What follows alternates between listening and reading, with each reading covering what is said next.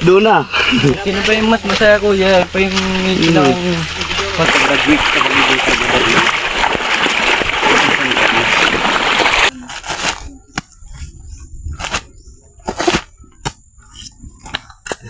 Wait ako hindi ako ganun. Hindi, hindi sabihin yung ano. Siguro may natutulog.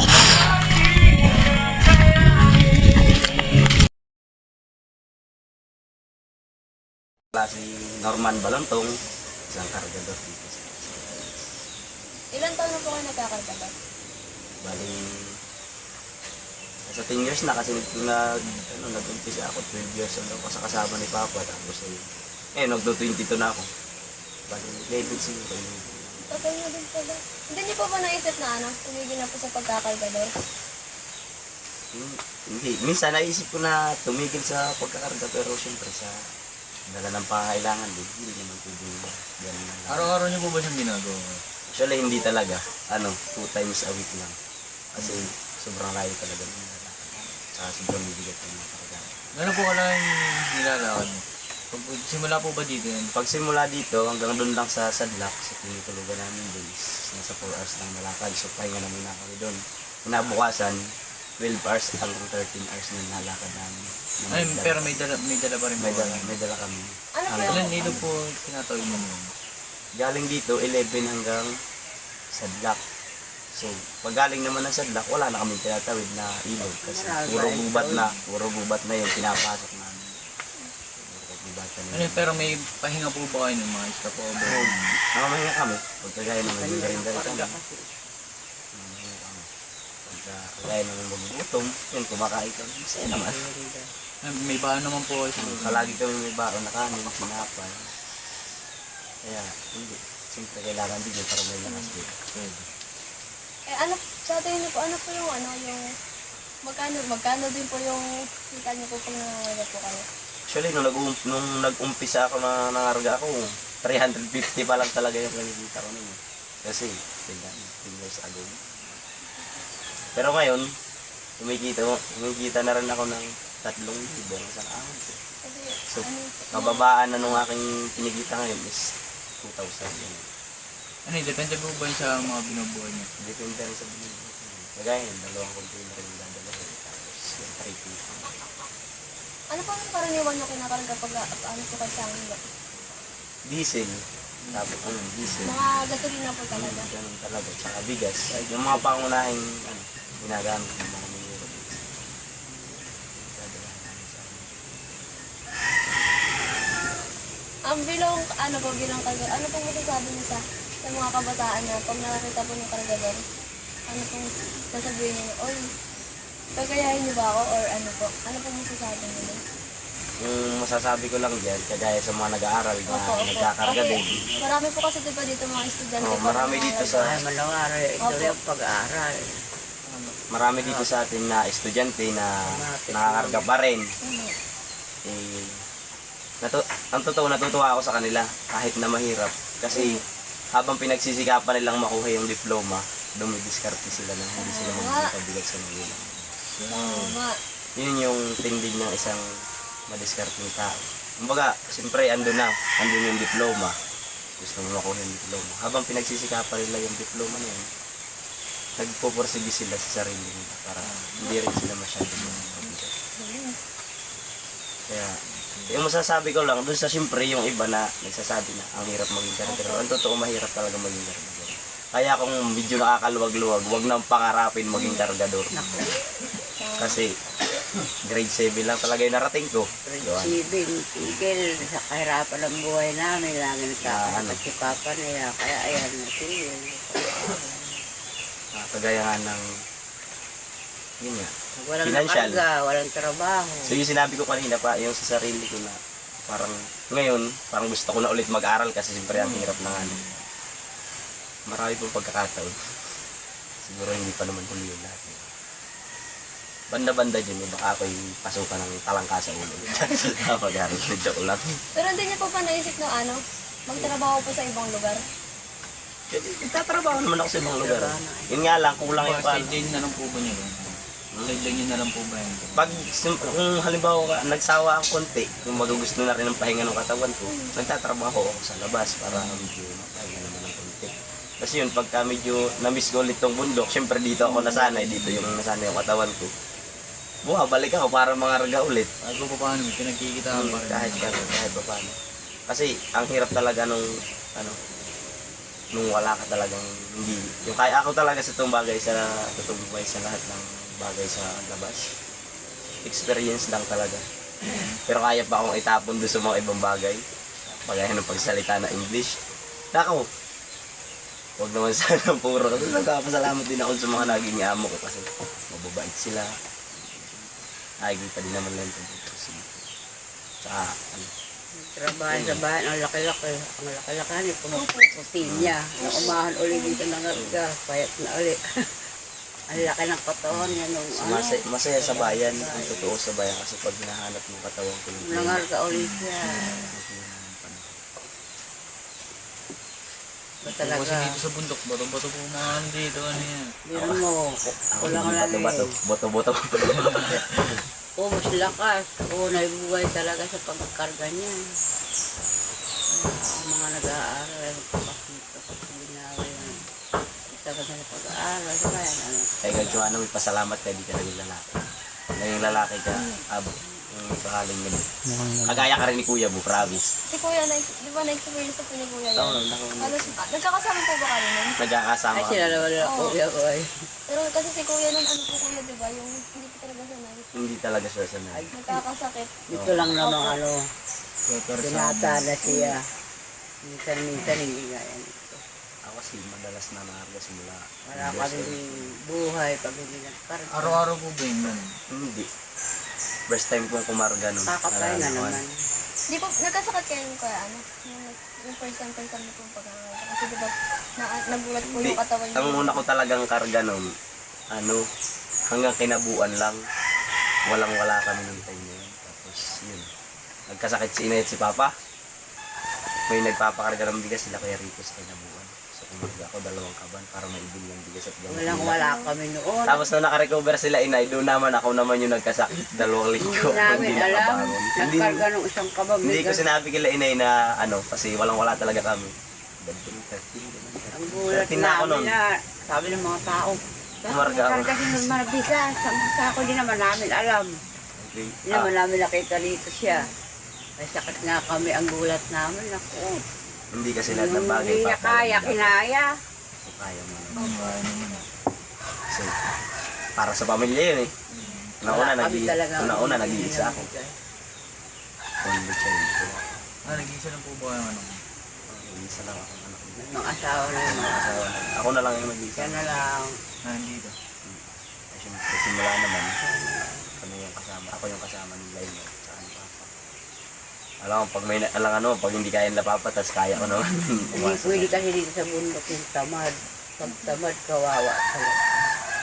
Kahit naman po sa Walang magpapautang. Kaya Walang talaga. magpapautang ang pagpunto mo sa tamad. Wala. Kaya, awa na Diyos naman kahit na amarga.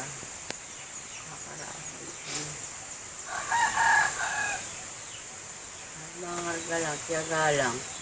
Pagawa rin ng sariling bahay. Ang gusto naman yun, natutuwa. Hindi naman po araw-araw ganito eh. Pag ano? Di ba po yung parang ano? Nakakapag-ipon ako. Pag nakakapag-ipon ako doon sa tanong mo na sagutin ko, tayo na yung reality talaga nangyari ko. Nakakapag-ipon ako pag si Inay ako mahawak ng pera. Pero pag ako mismo, goodbye Philippines, sa Manila na ini. Walang nangyayari sa pera ko, promise. Puro patapon kasi ako. Pag napabarkada, yun, kumuha ako ng motor na hulugan. Yan, hindi na medyo mababawasan yung bagay. Yung mga nakagawian. Yung pinagdalaanan mo ba ito? Napakinabangan din yun. Pakinabangan kasi. Hindi ako makakaipon pag sarili ko lang. Ay, pag hindi kong harap nito. Pag gusto na. Ako gastado ko. Tumatagal na. Saka pag may yung isusubo ko na lang. Ibigay po. Ay, yun naman ang daming ano, pati batang, mga bata. Pag nakita yan ay kuya, yan yan. Kuya!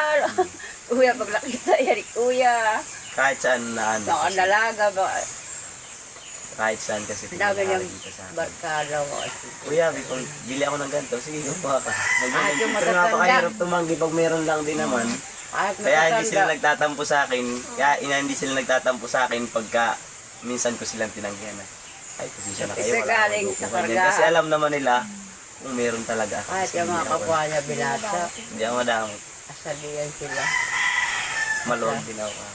Asa sila, pero ang dami naman ko rin. Kaya ako'y nabubuisit din kung minsan. Minsan nga, sabi ko nung ano, para makapag-ipon ako, hindi mo na makapapanood sa FB yung mga advice para para umangat ka sa buhay. Kailangan maging madamot ka. Hindi naman maging madamot, kumbaga nag-iipon ka lang para kung sakasakali. Hindi ko talaga kaya, promise. Hindi ko masunod yung advice ni kahit si Michael V may advice siyang Ang ganon. dami niyang barkada. Hindi ko masunod. Alam mo kung bakit? Kasi sabihin, mag-iipon, magdadamot ako. Eh kung meron din naman, yung parang naawa talaga ako, hindi pwede. Hindi pwede to. Kailangan maabutan ko to.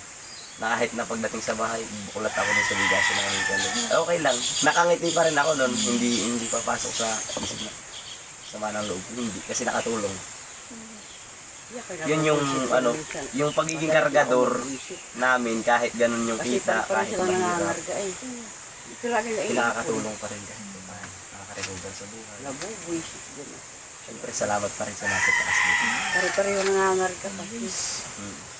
Kasi kung hindi kami mga kargador binibiyaan ng lakas, parang hindi kami nakakatulong kahit pa paano sa mga kapwa natin. Kami, oo, totoo, wala naman sigurong mayaman sa atin dito. Siguro kung meron mag-usino sa inyo.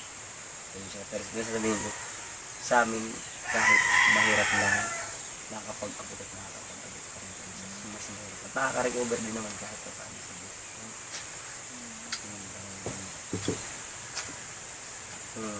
Masasabi ka sa diba, topic nyo sa pagiging kargador. Mahirap talaga. Nako, una na Mahirap buhay. talaga. Yan nga ano, Yung bubuhat ka pa lang, sabi ina, yung bubuhatin ka pa lang yan, Dumura daw siya ng dugo. kagaya sa dlak. Yun, yung mga na-experience ko, humihi ako ng dugo. Ayoko magpa-check up. Hindi nagpapasik. Kasi ano, ang nararanasan ko kasi, pag yung sobra lang yung init, Nilidudura ng dugo, yung ano, ay yung talaga. mainit yung Ano? klima ng panahon. Pag katamtamang klima lang naman, yung pag Katawan sobrang ng alin may sa akin dala kasi, ng mabigat. yung pawis, ano na, sobra-sobra na yun na ipapawis. Tapos doon ko na-experience na minsan nahihi ako ng dugo. Kinakabahan ako nun, tapos ayun, papahinga ko lang tatlong araw. Pagka ano, inuman ko lang na inuman ng madaming tubig. Tubig lang ng tubig. Kasi yung pinawis ko. Tapos alam mo pag yung ano, pag yung nagkinalainga ng dugo. Yung buong katawan ko parang walang lakas. Pero syempre, ando na ako, hindi madasalin, doon ako minsan papatawag. Lord, palakasin niyo. Kung marating ko lang itong kargada ko na tumamahinga muna ako. Ay, minsan di ka na yung Tapos sinusupo kayo ng sakit ko kahit ano, Oo. gitna po ng ano. Oo, tapos di, ano, syempre, pag naidating ko na yung kargada ko, sobrang pagod ko, minsan hindi nakakain ng hapunan. Tulog agad ako. Nabukasan, okay na naman, sabi ko, kargada na naman hanap ko, thank you Lord. Tapos yun, nakakaramdam na naman ng pagod. Pahinga uli, gano'n na. Pero nakakaraos kahit ganun lang. Nakakaraos talaga. Nakakaraos ka. Ay, napakahirap. Saan? Kayo na yan? Kayo na yan? Markada din kayo lalit ya. Hirap sa mundo. Kaya kayo mga nag-aaral Bale ano, mamaya tayong siguro pahapon kasi mainit. Oo, sige po. magpakasikap kaya makatapos, makatapos. Kuha ako ng bigas dun, ayoko niyan. Bigat niyan. Galing ako sa Uber. Pero nakapagbuhat po ba kayo ng ganyan? Oo, yan, nagbubuhat ko yan. Dalawang container yan, bali ano, 64 kilo. Kasi ano eh, 32, 32. Si Papa niya, inaalin na niya. Padahit pa ako kargada, siningit ko lang kay Chito, kay Joanna May na to. Marami na. Sabi nga ni Joanna May, Kuya, kailan ang baba mo? Sabi ko nga sa kanya, hindi ko sure kasi madaya ako. Ano sabi ko sa'yo, 15 na ahon pa ako. Nakapag-ahon lang ako ng 4 na container. Tapos bumaba na ako, tapos siyempre nagkasabay-sabay nga, office na lang na yun, tapos kumuha na ako. 4 na nadala mo doon? 4. Kay Gailo yung una. Adi, dalawa pa lang ito pala. Dadalo pa lang, ay ano. Mga ano. May sako pa ang bigas. May 5 sako. Hindi, magkano yun.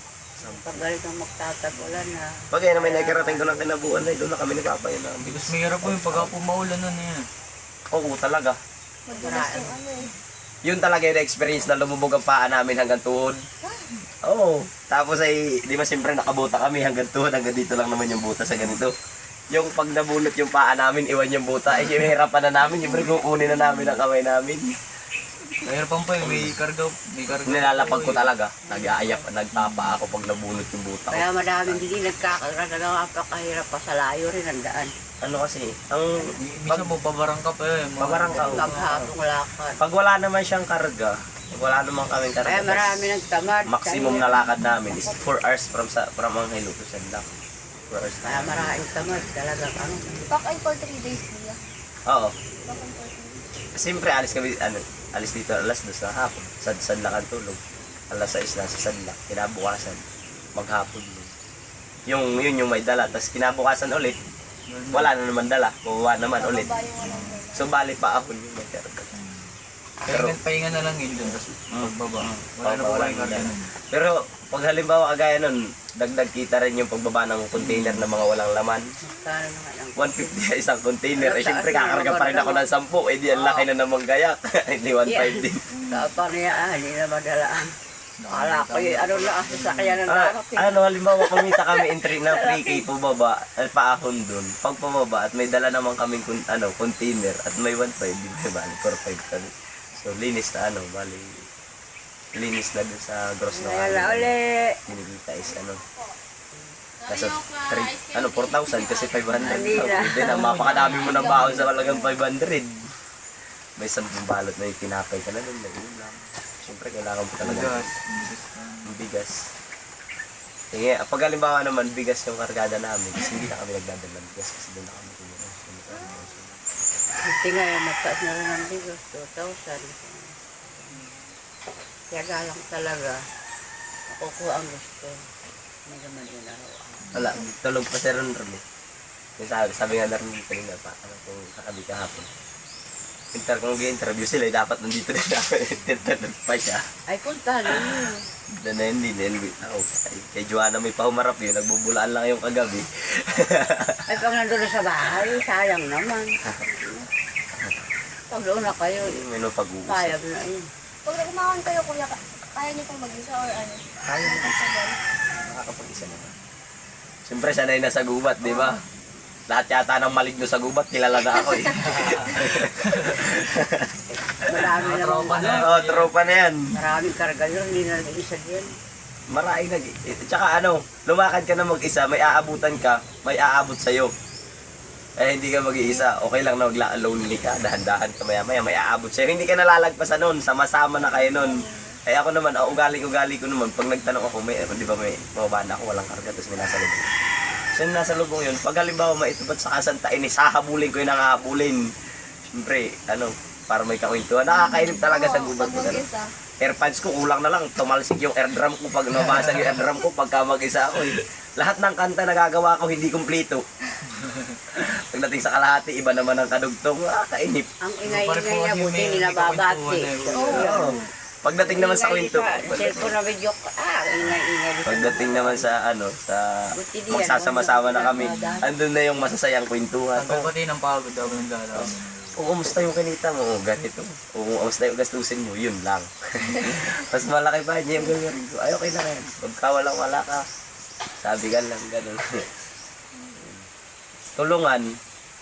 Lalong-lalong minsan na-experience ko dyan, walang ulam doon sa pinagdalahan ko, pinagkargahan ko. Siyempre, pagod ako, tinamad ako magulay. Kumain ako. Kung tira nung gabi, kinain ko. Tapos nagbalot ako ng baon, ng kanin lang, wala akong ulam. Sabi ko may masa sa lubong naman.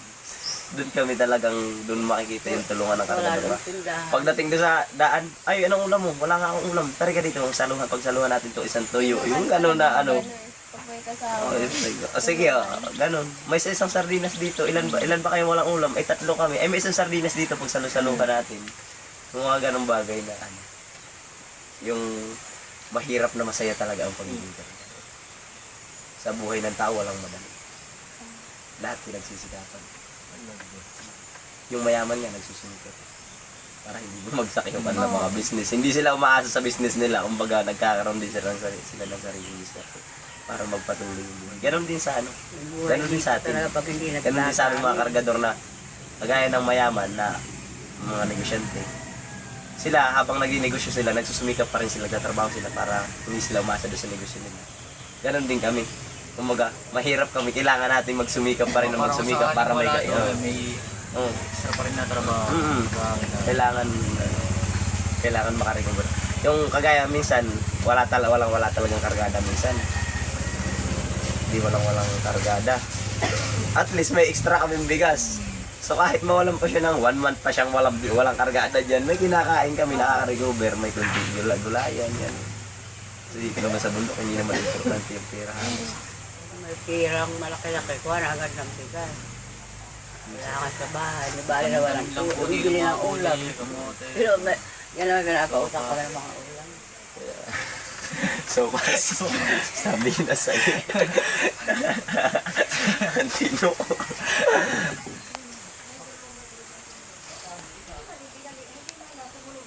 Ano na? Thank you po sila. Mamaya na lang po.